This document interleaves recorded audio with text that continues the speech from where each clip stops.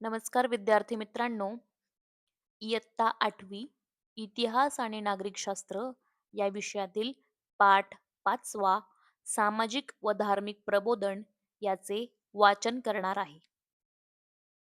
इंग्रजी शिक्षणाच्या प्रसाराबरोबर नवे विचार, नवीन कल्पना, नवीन तत्वज्ञान यांचा प्रसार झाला.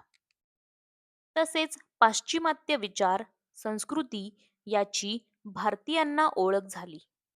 यामुळे भारतीय समाजाच्या सामाजिक, धार्मिक, आर्थिक, सांस्कृतिक अशा सर्वच क्षेत्रात बदल झाले. भारतीय समाजाचे मागासलेपण त्यांच्या अंधश्रद्धा, रूढीप्रियता, जातीभेद, उच्च-नीचतेच्या भ्रामक कल्पना, चौकस व चिकित्सक वृत्तीचा अभाव यात आहे, याची जाणीव सुशिक्षित समाजाला होऊ लागली. देश प्रगतीपथावर नेण्यासाठी भारतीय समाजातील दोष व अनिष्ट प्रवृत्तींचे निर्मूलन करून मानवता, समता, बंधुता या तत्वांवर आधारित नवसमाज निर्माण करण्याची आवश्यकता होती. भारतीय समाजातील विविध प्रश्न दूर करण्यासाठी सुशिक्षित विचारवंत आपल्या लेखणीद्वारे जनजागृती करू लागले.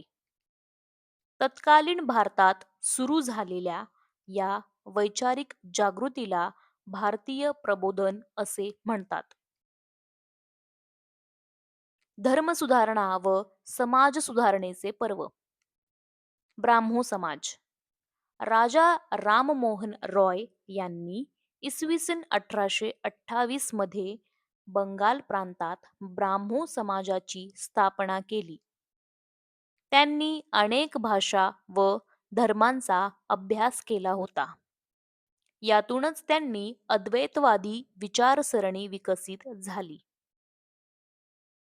एकेश्वरवाद, उच्च-नीच असा भेदभाव न पाळणे, कर्मकांडास विरोध, प्रार्थनेचा मार्ग अनुसरणे ही ब्राह्मो समाजाची तत्वे होती.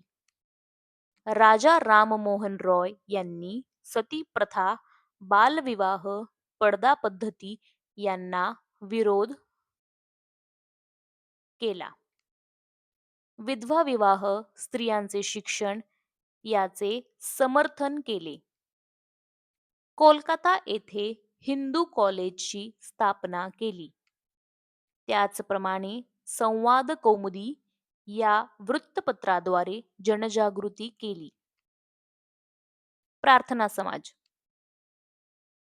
दादोबा पांडुरंग तर्खडकर यांनी इसवी सन 1848 साली मुंबई येथे परमहंस सभेची स्थापना केली. पुढे परमहंस सभा विसर्जित झाल्यानंतर तिच्याच काही सभासदांनी प्रार्थना समाज स्थापन केला. दादोबांचे बंधू डॉक्टर आत्माराम पांडुरंग हे प्रार्थना समाजाचे पहिले अध्यक्ष होते. या संस्थेस मुंबई विद्यापीठातील तरुण पदवीधर मिळाल्यामुळे त्याची प्रतिष्ठा वाढली. न्यायमूर्ती महादेव गोविंद रानडे, डॉक्टर रा. गो. भांडारकर यांनी प्रार्थना समाजाचे कार्य पुढे चालवले. मूर्तिपूजेला विरोध, एकेश्वरवाद, कर्मकांडाला विरोध ही प्रार्थना समाजाची तत्वे होती. उपासना व प्रार्थनेवर त्यांचा भर होता. प्रार्थना समाजाने सामाजिक सुधारणेसाठी अनाथालये, स्त्री शिक्षण संस्था, कामगारांसाठी रात्रशाळा, दलितांसाठी संस्था सुरू केल्या. प्रार्थना समाजाचे सदस्य महर्षी विठ्ठल रामजी शिंदे यांनी डिप्रेस्ड क्लासेस मिशन स्थापन करून त्या माध्यमातून सामाजिक समस्या सोडवण्याचा प्रयत्न केला. सत्यशोधक समाज. महात्मा ज्योतिराव फुले यांनी इसवी सन 1873 मध्ये सत्यशोधक समाजाची स्थापना केली. समतेच्या तत्वावर आधारित समाज निर्मितीसाठी सत्यशोधक समाजाने कार्य केले. त्यांनी स्पृश्य अस्पृश्यतेला विरोध केला. त्याचबरोबर बहुजन समाजाच्या शिक्षणाचा पुरस्कार, स्त्री शिक्षणाचा पुरस्कार केला. महात्मा ज्योतिराव फुले यांनी ब्राह्मणांचे कसब, गुलामगिरी, शेतकऱ्याचा आसूड, सार्वजनिक सत्यधर्म अशा पुस्तकांच्या माध्यमातून समाज प्रबोधन केले. स्त्री पुरुष अथवा माणसा माणसांमध्ये भेद निर्माण करणाऱ्या चालीरीतींवर कडक टीका केली. आर्य समाज. स्वामी दयानंद सरस्वती यांनी इसवी सन 1875 मध्ये आर्य समाजाची स्थापना केली. सत्यार्थ प्रकाश हा वेदांवर भाष्य करणारा ग्रंथ लिहिला. प्राचीन वैदिक धर्म हाच खरा धर्म असून त्यात जातीपातींना स्थान नव्हते. स्त्री पुरुष समानता होती असे प्रतिपादन केले. वेदांकडे परत चला असे आर्य समाजाचे ब्रीदवाक्य होते. आर्य समाजाच्या भारतभर शाखा उघडल्या. आर्य समाजाच्या माध्यमातून ठिकठिकाणी शिक्षण संस्था उघडल्या. रामकृष्ण मिशन. रामकृष्ण परमहंस यांचे शिष्य स्वामी विवेकानंद यांनी इसवी सन 1897 मध्ये रामकृष्ण मिशनची स्थापना केली. रामकृष्ण मिशनने लोकसेवेची कार्य केली. दुष्काळग्रस्तांना मदत, रोगी, दीनदुबळ्यांना औषधोपचार, स्त्री शिक्षण, आध्यात्मिक उन्नती या क्षेत्रात मिशनने कार्य केले व आजही करत आहेत. स्वामी विवेकानंद उत्तम वक्ते होते. त्यांनी इसवी सन 1893 मध्ये अमेरिकेतील शिकागो येथील विश्वधर्म परिषदेत हिंदू धर्माचे प्रतिनिधित्व केले. भारतातील तरुणांना उठा, जागे व्हा व ध्येय प्राप्त होईपर्यंत थांबू नका हा संदेश त्यांनी दिला. शीख समाजातील सुधारणा. शीखांमधील धर्म सुधारणेसाठी अमृतसर येथे सिंग सभा स्थापन झाली. या संस्थेने शीख समाजात शिक्षण प्रसार व आधुनिकीकरण घडवून आणले. पुढे अकाली चळवळीने शीख समाजातील सुधारणावादी परंपरा चालू ठेवली. स्त्रीविषयक सुधारणा. ब्रिटिश सत्तेचा भारतात विस्तार झाला त्या काळात भारतातील स्त्रियांची परिस्थिती दयनीय होती. त्यांना शिक्षणाचा अधिकार नव्हता. समानतेची वागणूक दिली जात नव्हती. बालविवाह, जरटकुमारी विवाह, हुंडा पद्धती, सती प्रथा, केशवपण, विधवा विवाहास विरोध अशा प्रथा समाजात होत्या. तत्कालीन गव्हर्नर लॉर्ड बेंटिक याला सतीबंदीचा कायदा करण्यासाठी राजा राममोहन रॉय यांसारख्या समाजसुधारकांनी मदत केली. गोपाळ हरी देशमुख उर्फ लोकहितवादी यांनी शतपत्रातून स्त्री पुरुष समानतेचा पुरस्कार केला. 1848 मध्ये महात्मा फुले यांनी पुणे येथील भिडेवाड्यात मुलींची पहिली शाळा काढली. त्यात त्यांना त्यांच्या पत्नी सावित्रीबाई यांची साथ लाभली. समाजातील कर्मठ लोकांनी केलेली टीका, निंदा पत्करूनही सावित्रीबाईंनी शिक्षणाचे कार्य सुरू ठेवले. महात्मा फुले यांनी स्वतःच्या घरात बालहत्या प्रतिबंधक गृह स्थापन केले.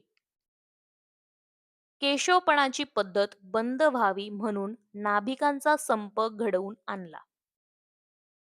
विधवांच्या पुनर्विवाहाला मान्यता मिळवून देण्यासाठी पंडित ईश्वरचंद विद्यासागर, विष्णुशास्त्री पंडित व वीरेशलिंगम पंतलू यांनी विशेष प्रयत्न केले. गोपाळ गणेश आगरकर यांनी आपल्या सुधारक या वृत्तपत्रातून बालविवाह, संमती वयाचा कायदा यावर परखड मते मांडली.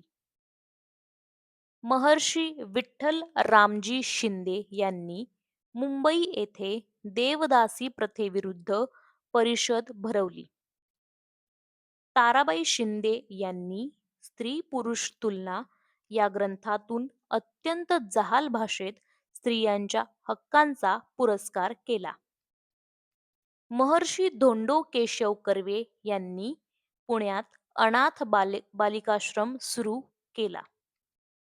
विधवा, परित्यक्ता यांच्यासह सर्वच महिलांना शिक्षण घेऊन पायावर उभे राहता यावे हा त्यांचा हेतू होता.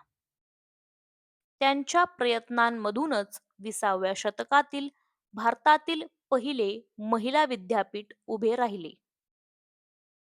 पंडिता रमाबाईंनी शारदाश्रम संस्थेची स्थापना करून दिव्यांग मुली, स्त्रिया यांच्या पालनपोषणाची जबाबदारी स्वीकारली.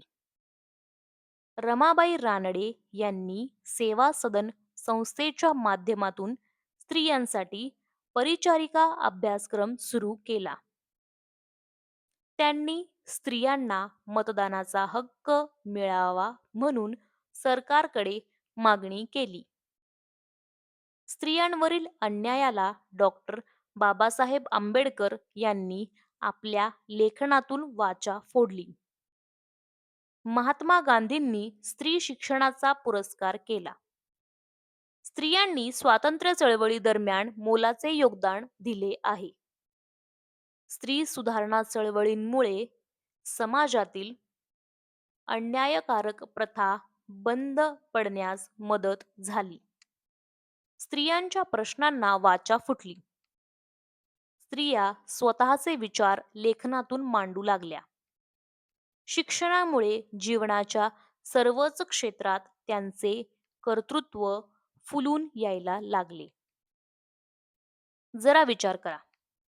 समाजसुधारकांनी स्त्री शिक्षणाची सुरुवात केली नसती तर वर्तमान काळात स्त्रियांच्या जीवनात शिक्षणामुळे कोणते परिवर्तन घडून आले आहे? आजही स्त्री शिक्षणासाठी प्रयत्न करण्याची गरज आहे असे तुम्हाला वाटते का? जर होय, तर कोणते प्रयत्न करायला हवेत? मुस्लिम समाजातील सुधारणा चळवळ. अब्दुल लतीफ यांनी मुस्लिम समाजातील धर्मसुधारणेला सुरुवात केली.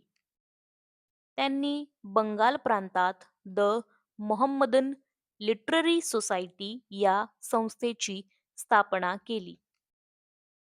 सर सय्यद अहमद खान यांनी मोहम्मदन अँग्लो ओरिएंटल कॉलेज स्थापन केले. पुढे याचेच अलीगढ मुस्लिम विद्यापीठात रूपांतर झाले. त्यांनी पाश्चिमात्य विज्ञान व तंत्रज्ञानाचा पुरस्कार केला. पाश्चात्य शिक्षण आणि विज्ञान यांचा अंगीकार मुस्लिम समाजाने केल्याशिवाय त्याची प्रगती होणार नाही असे त्यांचे ठाम मत होते. हिंदू समाजातील चळवळ. हिंदू समाजाला सन्मानाचे स्थान मिळावे म्हणून 1915 साली हिंदू महासभा या संघटनेची स्थापना झाली. पंडित मदन मोहन मालवीय यांनी बनारस हिंदू विद्यापीठाची पायाभरणी केली. डॉक्टर केशव बळीराम हेडगेवार यांनी 1925 साली राष्ट्रीय स्वयंसेवक संघाची नागपूर येथे स्थापना केली. हिंदुत्ववादी तरुणांची शिस्तबद्ध व चारित्र्यसंपन्न संघटना उभारणे हे त्यांचे ध्येय होते. स्वातंत्र्यवीर वी. दा. सावरकर यांनी रत्नागिरी येथे हिंदू धर्मातील सर्व जातींना मुक्त प्रवेश असणाऱ्या पतितपावन मंदिराची निर्मिती केली. सहभोजनादी कार्यक्रम राबवले. आधुनिक भारताच्या इतिहासात प्रबोधनाचा हा आविष्कार महत्त्वाचा आहे. स्वातंत्र्य, समता, राष्ट्रवाद या कल्पनांनी भारलेल्या सुधारकांनी राजकीय क्षेत्रात राष्ट्रव्यापी चळवळ उभी केली. तिचा अभ्यास आपण पुढील पाठात करणार आहोत. माहित आहे का तुम्हाला प्रबोधनाचे इतर क्षेत्रांमधील आविष्कार? सुधारणेच्या चळवळीप्रमाणेच प्रबोधन काळात साहित्य, कला, विज्ञान यांसारख्या क्षेत्रांमध्ये घडून आलेली प्रगती महत्वाची होती. साहित्याच्या क्षेत्रात गुरुदेव रवींद्रनाथ टागोर यांना तर विज्ञानाच्या क्षेत्रात सी व्ही रामन यांना नोबेल पारितोषिक मिळाले. त्यावरून भारताच्या प्रगतीची कल्पना येते. अशा प्रगतीमुळे आधुनिक भारताची जडणघडण झाली. कथा कादंबऱ्यांमधून स्वातंत्र्याची प्रेरणा मिळू लागली. समाज सुधारणेचा विचारही व्यक्त होऊ लागला. या काळात स्त्रिया लेखन करू लागल्या.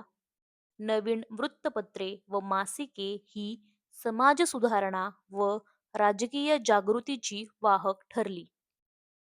कलेच्या क्षेत्रातही या काळात प्रगती झाली. संगीत अधिक लोकाभिमुख होऊ लागले. भारतीय शैली आणि पाश्चात्य तंत्रे यांचा मेळ घालून नवीन चित्रकला पुढे आली. विज्ञानाविषयी अनेक ग्रंथ लिहिले जाऊ लागले. भारताच्या प्रगतीसाठी प्रयोगशीलता व वैज्ञानिक दृष्टीचे महत्त्व लोकांना उमगू लागले. धन्यवाद.